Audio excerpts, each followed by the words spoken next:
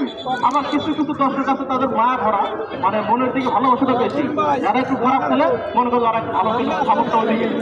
তো হয়তো বা এখন দর্শকরা উৎফুল্ল হলো না, বল যখন নিয়ে যায় তখন কিন্তু দর্শকদের কাছে কোনো আমরা সাড়া পাচ্ছি না। এত হাজার হাজার দর্শক, কোনো গর্জন নেই, কোনো উত্তাপ নেই, মনে হচ্ছে না যে এত দর্শক মাঠে রয়েছে।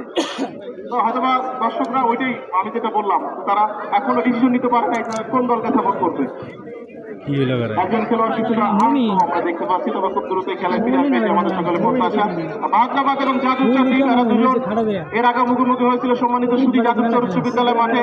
বাগদাবাদ এবং জাদুচর এই টিম খেলা হয়েছিল, সেখানে সমান কোন দল গোলে দেখা পায়নি এখন পর্যন্ত। তাদের সমীকরণে সেটি রয়েছে, দেখা হয়নি। আজকে যারা জয়লাভ করবে তারাই সেই সমীকরণে উত্তীর্ণ হবে। শুধু সেই সমীকরণ নয়, পশ্চিম কামারচর ফুটবল টুর্নামেন্ট 2025-এর সেমিফাইনালে খেলার গৌরব অর্জন করবে। কাদের সামনে বাড়িয়েছেন, ক্লিয়ার হলো বাগদাবাদের জন্য। আলহামদুলিল্লাহ, মানে প্রচন্ড একটু ছায়া পেলে মনে হচ্ছে